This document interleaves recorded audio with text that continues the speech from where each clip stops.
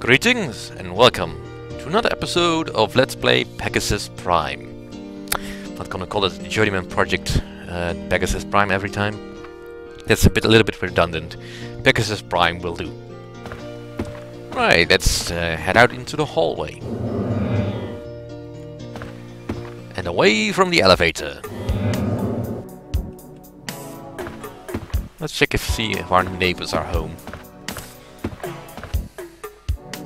I'm not home right now. Susie, if this is you, meet me down by the Capitol building. I got an absolutely torrid spot to watch the procession. Frame rate really drops when it has to play an audio file. It's down to 2 frames per second at the moment. Come in! Psych! Gotcha, it's just a recording. Anyway, I checked out this morning, Calgary time about 6 o'clock, went for a White Sands jog in Tahiti. Be back in a while.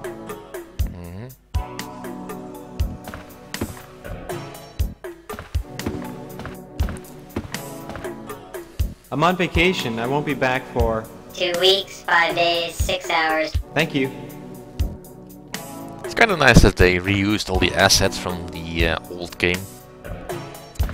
Or most of the assets. Some sounds were changed. Anyway, let's go down. Elevator. 2nd floor. 3rd floor. 4th floor. I saw that. Roof access.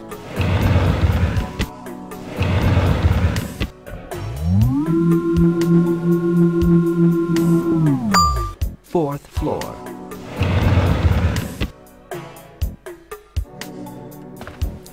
Yeah, this game is not subtle with hints at all. If you know the story, you already know where it's going. Now, in the old version, let's call it the Journeyman Project Turbo, the old version. I always found it kind of funny you could never go to the 3rd or 2nd floor. Because they never designed that. And they actually said so when you push the button. This floor has been neither modeled nor rendered. We're terribly sorry, but floors 2 and 3 are in final design phase and will not be available for rental until October 1st. For more information, please refer to the information kiosk in the lobby. I mean, this is obviously less... what do you call it? When you're engaged in a game. There's a specific word for it.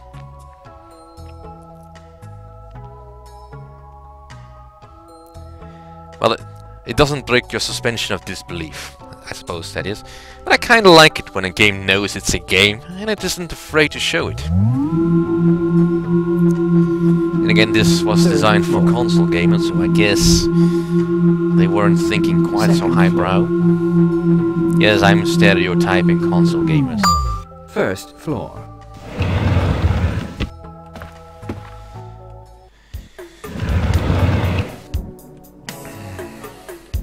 Well, let's have a look at the apartments on the ground floor then. This unit is vacant. For more information, please refer to the information kiosk in the lobby. I will do that, I think.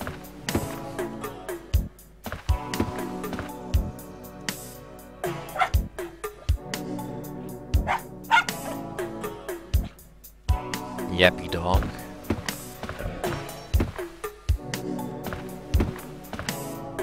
This unit is vacant. For more information, please refer to the information kiosk in the lobby. Oh, nobody wants to live on the ground floor. Oh well.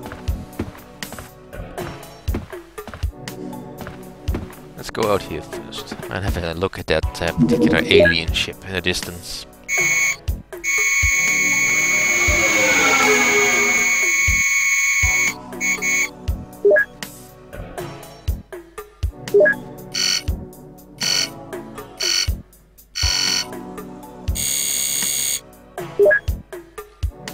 Yep, that's an alien ship.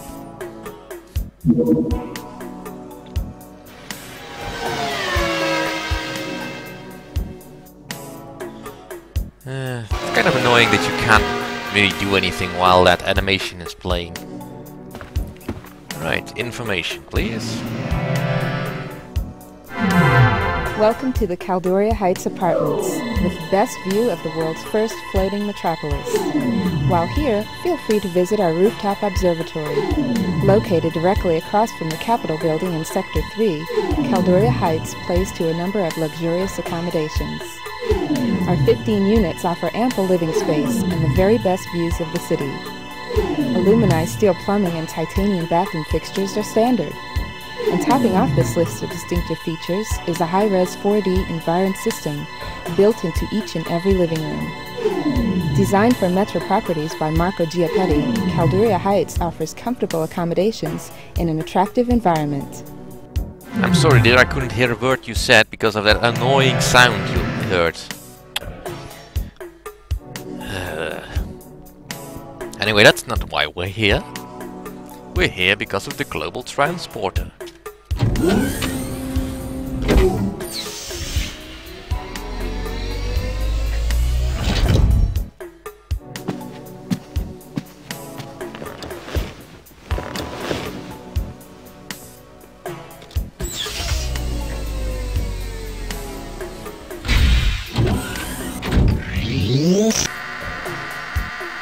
Please insert your global transport card now. Oh, I would so love one of these things in modern life. Anything to not have to go with the bus anymore. But, right, let's use our card. Any card. Choose a destination. Now, I'm not gonna go for any failure states on purpose, at least. If I'm dying in this particular playthrough, that's most likely by accident. So I'm not gonna go to any of the locations that I'm not supposed to go. I'm gonna go to the TSA. Foreign organism detected in transporter. Please hold for tracking and sterilization process. Foreign element eliminated. Preparing destination transporter. Recording passengers organic substratum. Prepare for molecular disintegration.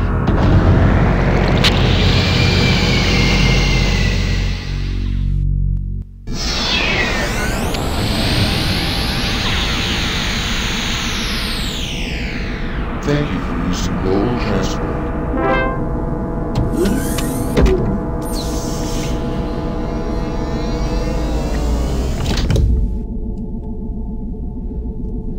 It's really the three-tone jingle at the end that sells the transporting device. Right, TSA, it looks a little bit different. Don't know why they decided to go with the unfinished granite wall design. Or this particular scanning arch. Just to make it look more impressive, but really, who else could come here?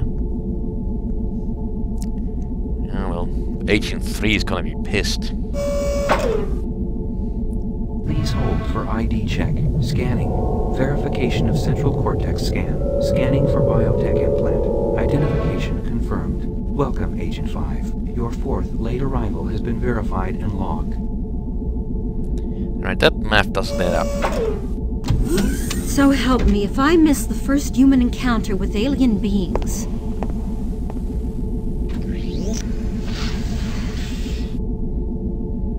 I will tell you how it all went down yesterday. Don't you worry. Right, the hallowed halls of the Temporal Security Annex. I'm tempted to say TSA, but that kinda has a double meaning in this day and age. What was my train of thought again? Yeah, Baldwin said we were late, had been late twice. So how is this our fourth time? Anyway, that's not really important. Let's have a look around. Particularly to these holographic heads on the sides. Dr. Elisa Crenshaw, inventor of the first faster-than-light drive. Equipped with a faster-than-light drive, humans can once again unfurl their sails and navigate a new and endless black sea by the light of billions and billions of bright stars.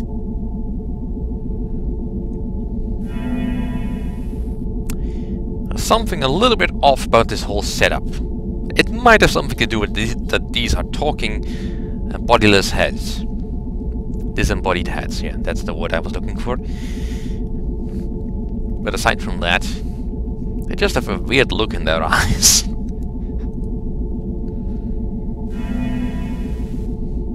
Roberto Jimenez, First Unified Earth President. The role of government is to protect the innocent and promote peace. With this new, unified world, the Earth stands on the verge of a peace that will forever change the face of humanity.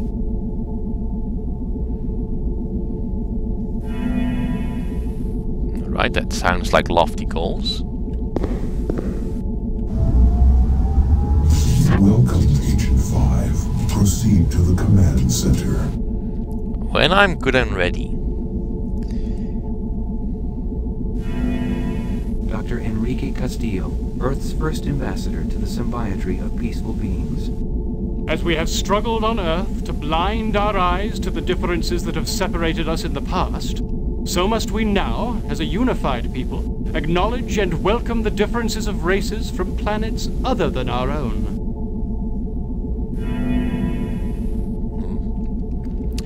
Sounds sensible enough.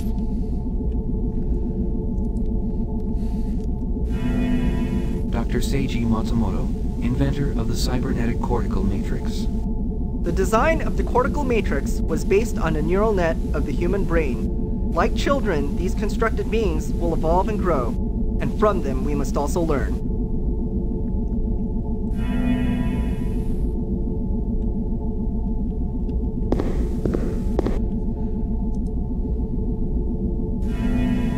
Dr. Candace White, inventor of the first morphing smart alloys.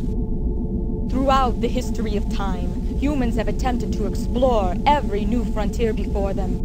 The mysteries of land, sea, and space have already unraveled before us. Now that matter reintegration is a reality, humankind can truly explore the most infinite frontier, the micro-world of molecules that make up the universe. Right. She is just plain creepy. I don't know, but something about the fact that her glasses were not quite on straight and that she had that penetrating stare and that creepy laugh. Alright, one last one to go. A familiar face. Dr. Elliot Sinclair, inventor of the first time travel device. The invention of time travel may in the future save humanity by teaching the world to avoid the tragic mistakes of the past. Maybe. But we don't learn so well, I think. Anyway, this is kind of nice. It's a bit of world building, something that the original kind of lacked. I mean, you got all the information you needed, but it never felt quite complete. Which I guess was due to technical shortcomings when making the game. After all, the original game was, well, the version I got at least, was programmed to work on Windows 3.11. That's a long time ago, in computer speak.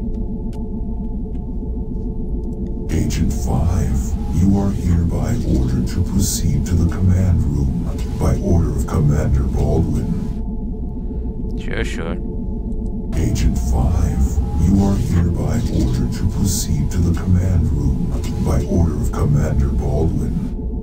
They really upped security since the last time. I mean, why would you even need robots like this? But anyway, there it is. The Pegasus device. The first and only time travel machine that we know of.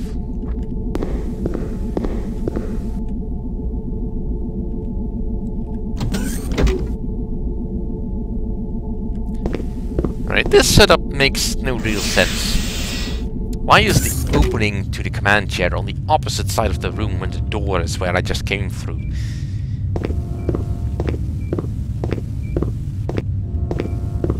I get there's a danger in putting your back to a door, but still, it's a swivel chair. How surprised could you possibly be?